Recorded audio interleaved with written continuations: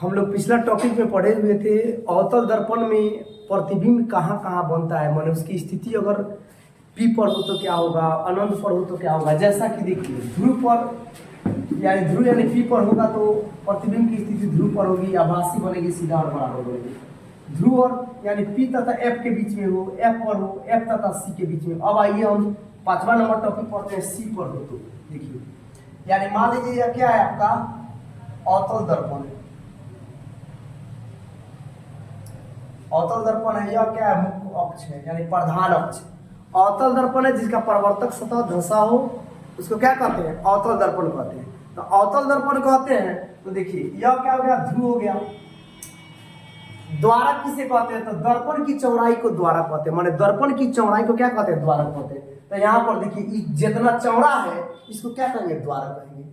अब आप ध्रुव किसे कहते हैं, तो दर्पण के मध्य बिंदु को ध्रुव कहेंगे यानी पी से सूचित करते हैं। और यहाँ पर हो गया और केंद्र, देखिए जैसे मान लीजिए बराबर पता एक बार और रिवीजन ही करा देते हैं। जैसे मान लीजिए गोलीय दर्पण है, तो गोलीय दर्पण का ना एक भाग है जी, गोलीय दर्पण का ना एक भाग है। तो गोलीय दर्पण में से काटा गया है, तो देखिए यहाँ पर केंद्र होगा, तो काटा गया तो जहां पर यानी देखिए यही ना सी होगा। और मान लीजिए यहाँ पर क्या होगा, सी हो गया या क्या हो गया। वस्तु अगर हम मान लीजिए ये भी जो है एक वस्तु है, यानी मान लीजिए वस्तु के जगह पर हम कॉलम रखे हैं, तो कॉलम रखे हैं तो कॉलम कहाँ रखे हैं, यानी सी पर, यानी कहाँ पर, सी यानी वक्रता केंद्र पर। तो वक्रता केंद्र पर रखे हैं तो दर्पण वस्तु का आपतन से परावर्तन के बाद मुख्य फोकस एफ से गुजरेगी। और यहाँ पर जो है प्रकाश का परावर्तन क्या होगा, मुख्य फोकस एफ से भी गुजरेगी। तो देखिए यहाँ पर हो रहा है यानी ए डैश बी हो गया। तो कहने का मतलब है कि ये वस्तु के बराबर प्रतिबिंब बना, वस्तु के बराबर प्रतिबिंब बना। तो यहाँ पर अगर वस्तु सी पर हो तो प्रतिबिंब की स्थिति यानी कटान बिंदु जो है आपका, कटान बिंदु कहाँ होगा, यानी दोनों का कटान बिंदु कहाँ होगा, सी पर ही होगा। कटान बिंदु कहाँ होगा, सी पर। और यह क्या बनेगा, वास्तविक तथा उल्टा बनेगी। और वस्तु के क्या होगा, वस्तु के बराबर होगी। वस्तु कहाँ होगी, बराबर। तो देखिए जैसे एक मिनट यहाँ पर फिगर एक बार फिर से देखिए, एक बार फिर से इसको फिगर को देखते हैं।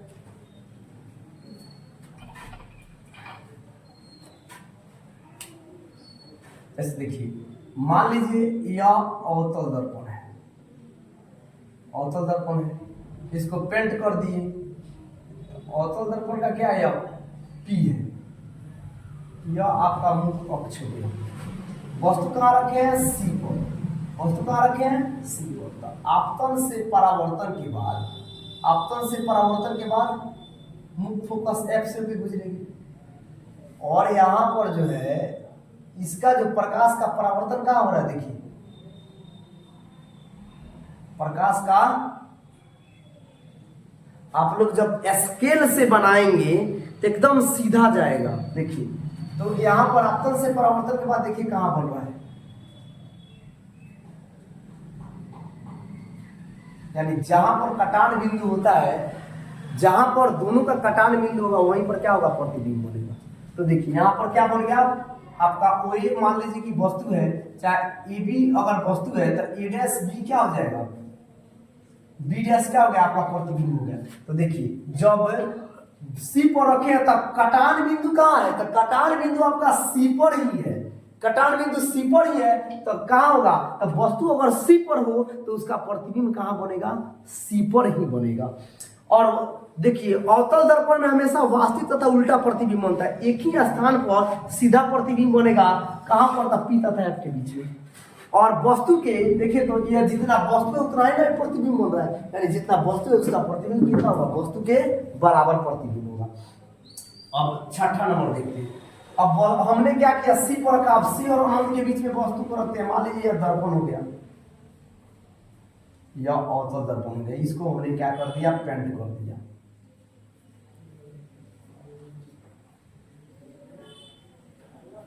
ये आपका ध्रुव हो गया, ये आपका क्या हो गया, सी हो गया। सी और अनंत है, सब क्या अनंत है ना, तो सी और अनंत के बीच में कोई वस्तु रखते हैं तो आपतन से परावर्तन के बाद मुख्य फोकस एफ से होके क्या होगी, गुजरेगी। आपतन से परावर्तन के बाद में मुख्य फोकस एफ से होके गुजरेगी। तो देखिए जैसे जैसे प्रतिबिंब की वस्तु आप जितना सी से परे रखेंगे यानी इधर रखेंगे, वैसे वैसे प्रतिबिंब कहाँ बनेगा, आगे बनेगा। देखिए अगर यहाँ जैसे मतलब कि सी से जैसे पीछे जाएंगे वैसे आगे आएगा, आगे जाएंगे तो पीछे प्रतिबिंब बनेगा। जैसे देख लीजिए पी पर रखे थे तो कहाँ बना है, ध्रुव पर।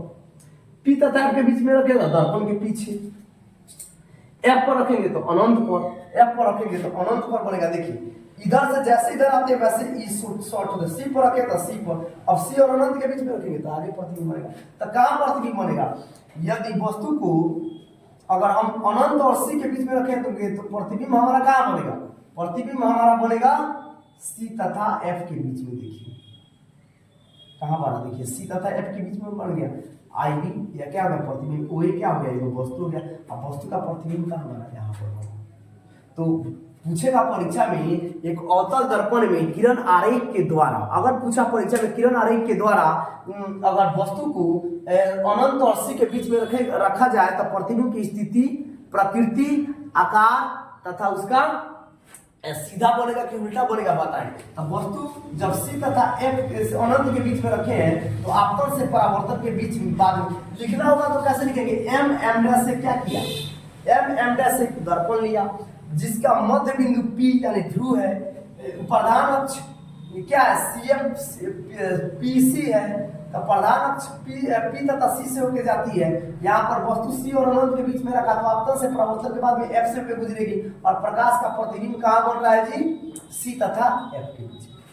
तो देखिए वस्तु से छोटा बन रहा है कि नहीं, जैसे जैसे पीछे जाएगा प्रतिबिंब वैसे वैसे छोटा बनेगा। देखिए वस्तु इतना है तो छोटा, यहाँ पर वस्तु के सी पर रखे थे तो वस्तु के बराबर प्रतिबिंब बना था। अब सातवां आते देखिए यहाँ पर ई हो गया क्लियर। देखिए सी तथा अनंत के बीच में रखा जाएगा, सी तथा एफ के बीच में होगा। देखिए सी तथा एफ के बीच में होगा, प्रतिबिंब क्या होगा, वास्तविक होगा तथा उल्टा होगा।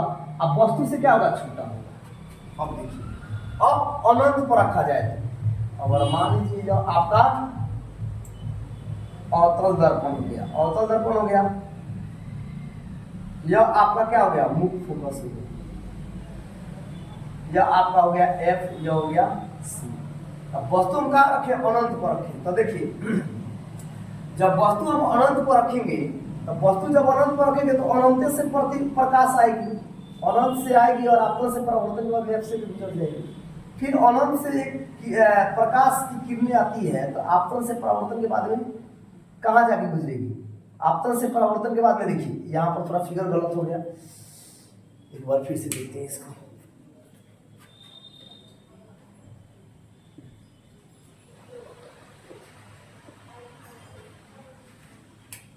यह आपका क्या हो गया, वस्तु हो गया। थोड़ा सा जैसे प्रकाश आएगी, वस्तु जब रखे अनंत पर तो आपतन से परावर्तन के बाद में ऐसे होगी। फिर जब अनंत से कोई किरणें आएगी तो आपतन से परावर्तन के बाद में देखिए एफ पर कट रही है, एफ पर कट रही है तो क्या हो जाएगा, यहाँ पर जो है प्रतिबिंब कहाँ बन रही है, एफ पर, प्रतिबिंब कहाँ बन रही है, एफ पर। तो जब वस्तु अनंत पर रखा जाएगा तो आपतन से परावर्तन के बाद में जब वस्तु रखा जाएगा तो आपतन से परावर्तन के बाद में क्या होगा, जब आएगी तो इसका कटान बिंदु प्रकाश पर इसका कहाँ बनेगी, एफ पर। यानी जब वस्तु अनंत पर रखी जाएगी तब प्रतिबिंब की स्थिति कहाँ होगी, एफ पर। वास्तविक तथा उल्टा, वस्तु से बहुत ही छोटा बनेगी। जैसे देखिए अनंत पर रखे हैं तो प्रतिबिंब की स्थिति एफ पर, वास्तविक तथा उल्टा, और वस्तु से क्या होगा, बहुत छोटा होगा। तो ये आपका हो गया, यानी अवतल दर्पण में प्रतिबिंब की स्थिति। अब इसका एक स्क्रीनशॉट ले लीजिए। अब उत्तल दर्पण के बारे में हम लोग समझते हैं। अब जो है अब हम लोग अवतल दर्पण में समझे थे प्रतिबिंब की स्थिति कहाँ कहाँ होती है। अब उत्तल दर्पण में, तो उत्तल दर्पण भी गोलीय दर्पण का क्या होता है, एक भाग होता है। तो उत्तल का मतलब होता है जिसका तल जो है ऊंचा हो, उत्तल हो यानी ऊंचा हो, उभरा हो। तो जैसे देखिए अब जो है, अब हम लोग उत्तल दर्पण में देखेंगे। अब उत्तल दर्पण में अब परावर्तक, उत्तल दर्पण का क्या होता है, उत्तल दर्पण में उसका परावर्तक सतह उभरा होता है। उत्तल दर्पण का परावर्तक सतह क्या होता है, उभरा होता है। तो जैसे देखिए अब यहां पर आपका हो गया उत्तल दर्पण,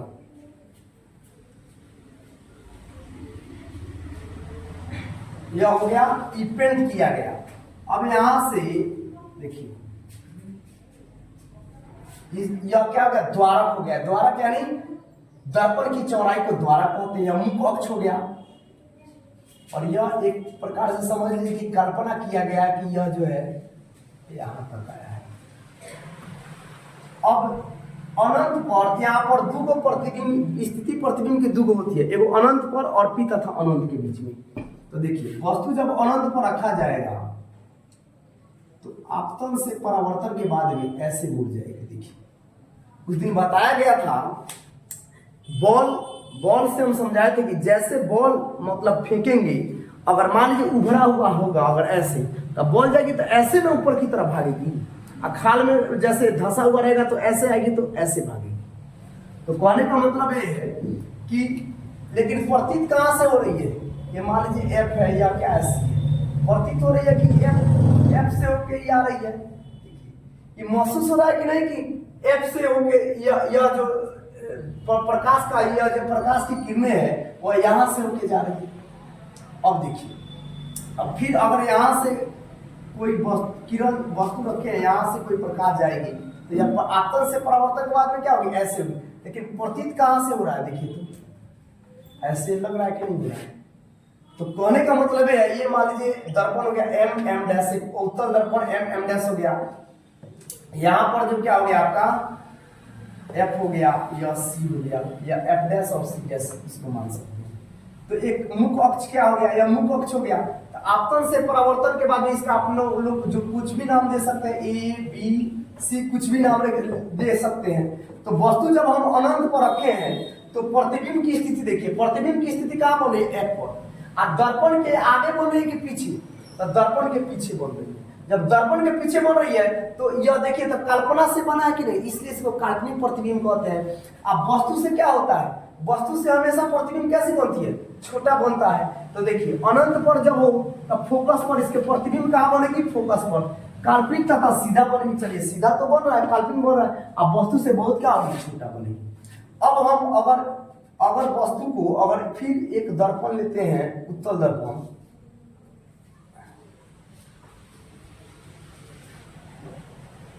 यह आपका हो गया P, और यहां पर एक कल्पना हम फिर करते हैं कि चलिए यहां तक बनी, तो यह आपका हो गया F, यह हो गया F डैश, यह हो गया C डैश। तो मान लीजिए कि दर्पण अब कहां पर रखे हैं वस्तु को, अनंत और F के बीच में। तो अनंत और F के बीच में आप अगर कोई वस्तु को रखते हैं C, अनंत और ध्रुव के बीच में, तो अनंत और ध्रुव के बीच में रखते हैं, तो देखिए यहां पर रखते हैं। तो आपतन से परावर्तन के बाद में, आपतन से परावर्तन के बाद में प्रकाश कहां जाएगी, ऊपर की तरफ जाएगी। प्रतीत कहां से हो रही है कि F से होके आ रही है, देखिए। और इसका जो है प्रकाश का आपका ऐसे जाएगी फिर ऐसे रिटर्न आ जाएगी प्रकाश। देखिए हम उसी समय बताए हैं कि जैसे टकराएगी वैसे ही क्या हो जाएगी, प्रकाश परावर्तित होके जाती है। लेकिन महसूस कहां से हो रहा है, देखिए सी से होके आ रही है, यहां पर लाइन थोड़ा सा सीधा हो जाएगा, ऐसे कहां से हो रही है कि सी से होके आ रही है। तो प्रतिबिंब का कटान बिंदु कहां बना है, पी तथा एफ के बीच में। देखिए तो आपका प्रतिबिंब कहां बनेगी, जैसे मान लीजिए ए बी आपका वस्तु हो गया, तो ए डैश बी डैश क्या हो गया, प्रतिबिंब हो गया। तो यह क्या हो गया, दर्पण हो गया एम एम डैश, उत्तल दर्पण एम एम डैश। तो देखिए अनंत और ध्रुव के बीच में अगर कोई वस्तु को रखते हैं तब प्रतिबिंब कहां होगी, ध्रुव और फोकस के बीच में। ध्रुव और फोकस के बीच में प्रतिबिंब बन रही है, ध्रुव और फोकस के बीच में। और काल्पनिक तथा सीधा बनेगी, अब वस्तु से बहुत ही छोटा बनेगी। अब आइए हम लोग समझने का प्रयत्न करते हैं कि उत्तल दर्पण और अवतल दर्पण का क्या लाभ है, यानी भविष्य में हम लोग क्या क्या इसका उपयोग करते हैं। यानी उत्तल दर्पण का क्या उपयोग है, अवतल दर्पण का क्या उपयोग है, इसके बारे में अब हम लोग इसके उपयोग के बारे में समझने का प्रयत्न करते हैं। तब तक एक स्क्रीनशॉट इसका ले लीजिए।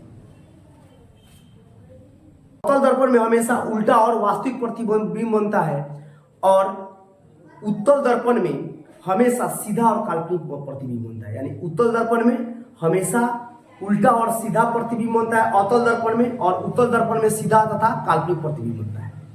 तो इसमें जो होता है इसका उपयोग क्या क्या है, और इसका प्रतिबिंब बड़ा बनता है। तो देखिए, जैसे मान लीजिए कि एक वस्तु है और उत्तल अवतल और समतल दर्पण 3 को दिया गया है, तब बिना टच किए हम कैसे पहचानेंगे कि यह उत्तल दर्पण है या अवतल दर्पण है या समतल दर्पण है? तो बारी बारी से हम वस्तु को दर्पण के सामने लेके जाएंगे। जब सामने लेके जाएंगे तो जिसमें बड़ा प्रतिबिंब बनेगा वह अवतल दर्पण होगा, तथा उल्टा प्रतिबिंब बनेगा वह अवतल दर्पण होगा। जिसमें छोटा प्रतिबिंब बनेगा वह क्या होगा? उत्तल दर्पण होगा, तथा सीधा प्रतिबिंब बनेगा। और समतल दर्पण, जब दो दर्पण पहचान में आ जाएगा तो समतल दर्पण हम आराम से क्या करेंगे? पहचान कर सकते हैं।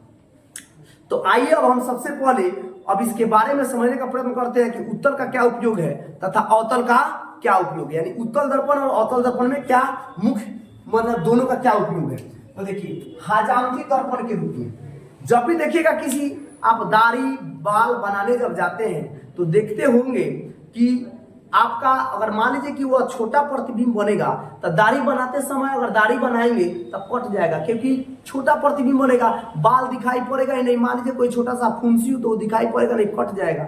और अवतल दर्पण का प्रयोग इसलिए करते हैं कि अवतल दर्पण में बड़ा प्रतिबिंब बनता है, और जब अवतल दर्पण में बड़ा प्रतिबिंब बनेगा तो हम जब ऐनक को लेके जाएंगे तो प्रतिबिंब बड़ा बनेगा, यानी हमारा जो है हमारा मुंह जो है बहुत बड़ा दिखाई पड़ेगा।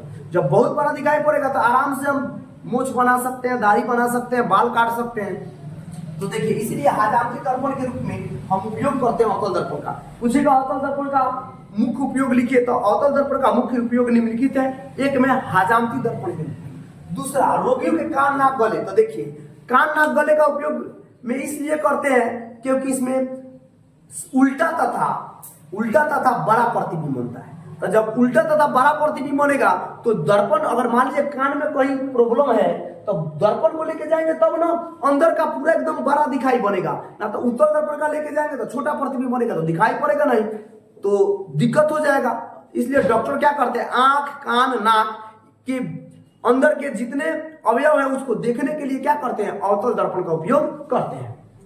तीसरा, सोलर कुकर के रूप में। अब देखिए, सोलर कुकर के रूप में क्योंकि इसको यह क्या करता है? सभी प्रकाश किरणों को एक जगह एकत्रित कर देता है। जैसे हम लोग कागज जलाते हैं तो सारे प्रकाश को, कोई शीशा अगर ले लें, अवतल दर्पण ले लें, और प्रकाश को क्या होता है, जब हम कागज जलाने में भी इसका, जैसे कि हम रख देते हैं, पूरे प्रकाश किरणों को एक जगह क्या कर देगी? एक जगह लाकर कर देगी, जिसके कारण क्या होगा? वो कागज जल जाएगा। तो सोलर कुकर के रूप में इसलिए करते हैं कि सारा प्रकाश को परावर्तित कर दे, एक जगह कर दे। करने से क्या होगा?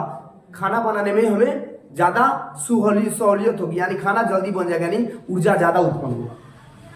सर्च लाइट के रूप में, अब देखिए, सर्च लाइट के रूप में, सर्च लाइट होता है, कहीं कोयला खदान में आप लोग गए होंगे तो देखे होंगे कि पूरे कपार में क्या होता है, वो बल्ब लगा होता है, यानी एक लाइट लगा होता है, जिससे क्या करते हैं, कोई चीज को देखने के लिए सहूलियत होती है, यानी बड़ा प्रतिबिंब बनता है, जिससे वह देख पाते हैं। तीसरा, गाड़ियों के अग्रदीप और टेबल लैंप इत्यादि में। तो गाड़ी का अग्रदीप आप लोग देखिएगा, मोटरसाइकिल का हेडलाइट होता है, कार का हेडलाइट दो को होता है, वह जो शीशा होता है आगे का, वह कौन सा दर्पण होता है? तो अवतल दर्पण होता है। अवतल दर्पण का क्यों उपयोग करते हैं? क्योंकि हमेशा उसमें क्या होता है? वास्तविक तथा उल्टा प्रतिबिंब बनेगा, बड़ा प्रतिबिंब बनेगा, इसलिए हम क्या करते हैं? अग्रदीप के रूप में इस्तेमाल करते हैं, ताकि प्रकाश को क्या कर सके, प्रकाश को एक जगह एक फोकस में, मतलब कि फोकस ला सके प्रकाश में, नहीं तो छितरा जाएगा फोकस, तो दिखाई पड़ेगा। और यह क्या करते हैं हम, इसलिए इसका उपयोग अवतल दर्पण में करते हैं। अब आइए उत्तल दर्पण का उपयोग। उत्तल दर्पण में सड़क या गली में स्ट्रीट लाइट आप लोग देखे होंगे। स्ट्रीट लाइट का मतलब होता है कि गली में जो लाइट लगा होता है वह कौन सा दर्पण होता है? क्योंकि प्रकाश आता है और छितरा जाता है। छितराने का मतलब होता है चारों तरफ फैल जाता है, तो वो फैलाने का काम कौन करता है? तो वही आपका क्या हो जाएगा? उत्तल दर्पण। यानी क्या करता है? तो उत्तल दर्पण में हम साइड मिरर के भी रूप में करते हैं, क्योंकि उत्तल दर्पण में वास्तविक तथा सीधा प्रतिबिंब बनेगा। जैसे मोटरसाइकिल हाँक रहे हैं, देख रहे हैं, ऐनक जो है, ऐनक मुंह देखने के लिए थोड़े होता है गाड़ी में, वह पीछे की वस्तु को देखने के लिए होता है। इसलिए होता है क्योंकि वह सीधा प्रतिबिंब बनेगा और छोटा प्रतिबिंब बनेगा। अवतल दर्पण लगा दीजिएगा तो उल्टा प्रतिबिंब बनेगा, 12 ट्रक में का मुंह पूरा उसमें भर जाएगा, तो दिखाई पड़ेगा नहीं। इसलिए क्या किया जाता है, छोटा छोटा जितना गाड़ी होगा सब दिखाई पड़ जाएगा इसमें, क्योंकि छोटा प्रतिबिंब होता है। और सीधा अवतल दर्पण लगाइएगा तो जाएगा, इधर से गाड़ी लगेगा कि उधर से आ रहा है, तो उधर से आ रहा है तो क्या होगा? देखिएगा आप लोग मांग फाड़े हैं, ऐसे ऐसे मांग फाड़े हैं। अवतल दर्पण में जब देखिएगा तो लगेगा कि मान हम इधर से फाड़े तो लगेगा इधर से फाड़े हुए, मान यहाँ इधर से बाल झाड़े हुए, तो इधर से बाल झाड़े हुए तो अवतल दर्पण में दिखाई देगा। लेकिन उत्तल दर्पण का उपयोग कीजिएगा तो जैसे हमने बाल जिस साइड में अपना झाड़ा हुआ है उसी साइड में क्या होगा, वो दिखाई पड़ेगा। इसलिए हम हेडलाइट के रूप में और सड़क और गली के स्ट्रीट लाइट के परावर्तक के रूप में, साइड मिरर के रूप में हम क्या करते हैं, इसका उपयोग करते हैं। तो इसका एक स्क्रीनशॉट ले लीजिए। अब आइए आवर्धन के बारे में समझते हैं। मैग्निफिकेशन यानी आवर्धन क्या है, तो देखिए प्रतिबिंब वस्तु की ऊंचाई बटा प्रतिबिंब की ऊंचाई, यह क्या होता है, आवर्धन कहलाता है। यानी प्रतिबिंब की ऊंचाई और वस्तु की ऊंचाई के अनुपात, अनुपात का मतलब क्या होता है, बाटा, 1:2 का मतलब 1/2, अच्छा 1/2, बात तो वही होगा। तो कह रहा आवर्धन किसे कहते हैं, प्रतिबिंब की ऊंचाई और वस्तु की ऊंचाई, वस्तु बिंब को ही कहते हैं। अब प्रतिबिंब की ऊंचाई और वस्तु की ऊंचाई के अनुपात को क्या कहते हैं, आवर्धन कहते हैं। आवर्धन का हिंदी इंग्लिश में क्या कहते हैं, मैग्निफिकेशन, यानी एम से इसको सूचित करते हैं। तो एम बराबर क्या होता है, प्रतिबिंब की ऊंचाई बटा बिंब की ऊंचाई। तो h2 इसको मान लेते हैं, प्रतिबिंब की ऊंचाई को h2 और बिंब की ऊंचाई को h1। तब प्रतिबिंब की दूरी, प्रतिबिंब की दूरी को क्या कहते हैं, v से सूचित करते हैं। प्रतिबिंब की दूरी को, की दूरी को किस चीज से सूचित करते हैं, v से, और वस्तु की दूरी को u से। तब माइनस क्यों लिखते हैं, तब माइनस इसलिए लिखते हैं कि वस्तु जो होता है हमेशा कहाँ होता है, दर्पण के आगे बनता है, न कि पीछे बनता है। तो चिन्ह परिपाटी के अनुसार, चिन्ह परिपाटी क्या है, ये सब आगे क्वेश्चन आंसर जब हम पढ़ाएंगे तो उसी में इसको बताएंगे। तो सबसे बड़ी बात यह है कि H2, अब एक चीज और नोट कर लीजिए, सबसे बड़ी बात यह है कि अगर यहां पर अगर ऋणात्मक में मान आएगा, अगर ऋणात्मक में मान आएगा तो वस्तु क्या होगा, वास्तविक और उल्टा बनेगी। एक बार फिर से सुनिए, ऋणात्मक में आएगा तो वास्तविक तथा उल्टा, ऋणात्मक में आएगा तो वास्तविक तथा उल्टा, धनात्मक यानी प्लस में आएगा तो काल्पनिक तथा सीधा, काल्पनिक तथा सीधा। यानी प्लस कहां बनता है, तो प्लस बनता है आपका उत्तल दर्पण में, और माइनस कहां बनता है, तो अवतल दर्पण में। यानी वस्तु जब सीधा बनेगा तो प्लस हो जाएगा, वस्तु जब उल्टा बनेगा तो माइनस हो जाएगा, माइनस बनेगा यानी अवतल दर्पण, प्लस बनेगा यानी उत्तल दर्पण। तो आइए हम मैथमेटिक्स के अनुसार इसको समझते हैं, तब तक इसका एक टेस्ट। जैसे आइए अब एक हम क्वेश्चन देखते हैं, उत्तल दर्पण की वक्रता त्रिज्या 20 सेंटीमीटर है, तो दर्पण 12 सेंटीमीटर दूरी पर स्थित बिंब के प्रतिबिंब का स्थान प्रकृति में आवर्धन बताए। तो देखिए उत्तल दर्पण और अवतल दर्पण, देखिए हम गलती चूंकि कर दिए, पिछला थोड़ा सा एक टॉपिक जो था वो गलत हो गया, गलत बोल दिए, उल्टा बोल दिए। अवतल दर्पण में निगेटिव यानी ऋणात्मक बनता है, अवतल दर्पण में चूंकि उल्टा प्रतिबिंब बनता है इसलिए ऋणात्मक बनता है, उत्तल दर्पण में सीधा प्रतिबिंब बनता है इसलिए क्या बनता है, वो प्लस होता है। तो उत्तल दर्पण में प्लस होगा इसमें माइनस होगा। एक बार फिर से सुन लीजिए, उत्तल दर्पण में प्लस बनेगा, धनात्मक होगा, अवतल दर्पण में ऋणात्मक होगा, क्योंकि यह उल्टा प्रतिबिंब बनता है इसलिए माइनस होता है, या सीधा प्रतिबिंब बनता है इसलिए प्लस होता है।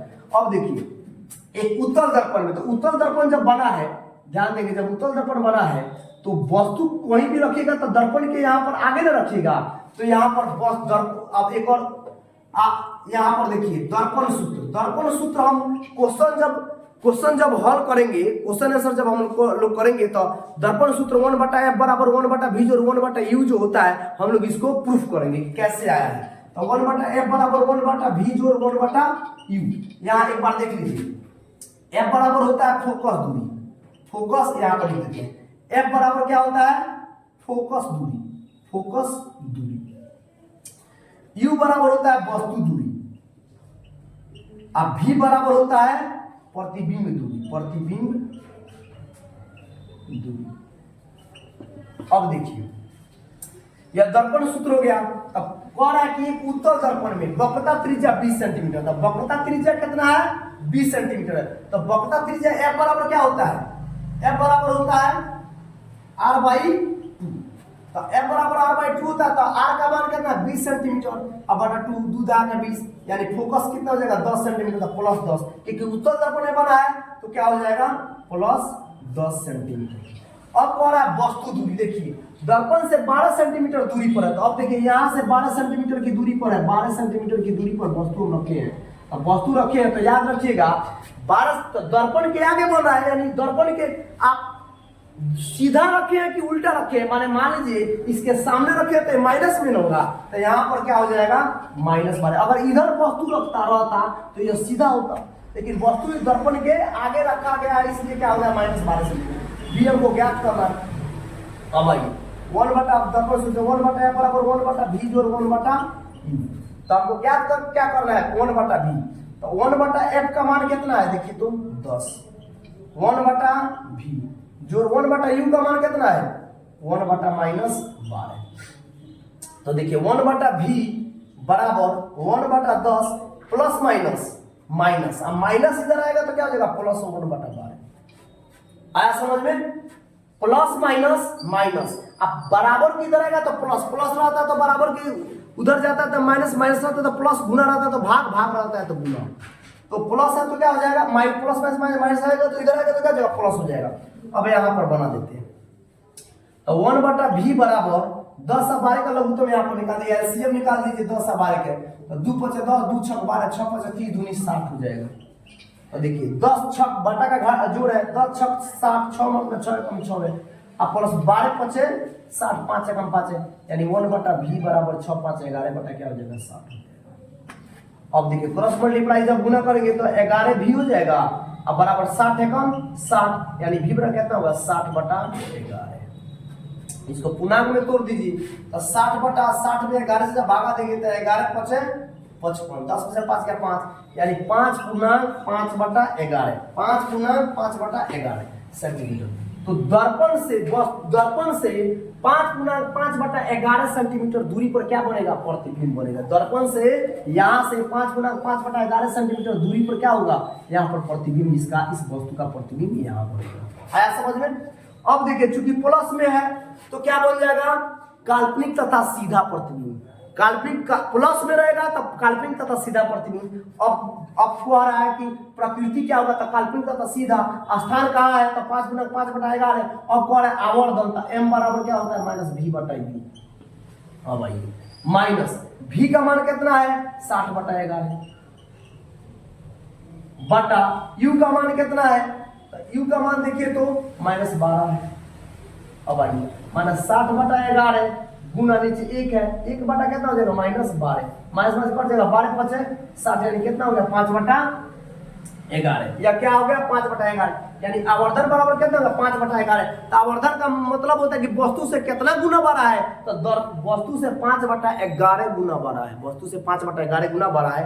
इसको एक स्क्रीनशॉट ले लीजिए, हम लोग बाकी जितना क्वेश्चन है न्यूमेरिकल हो चाहे जो भी हो, हम लोग क्वेश्चन आंसर में इसके नेक्स्ट वाले वीडियो में हम लोग क्या करेंगे इसको करेंगे। तब तक एक स्क्रीनशॉट आप लोग ले लीजिए।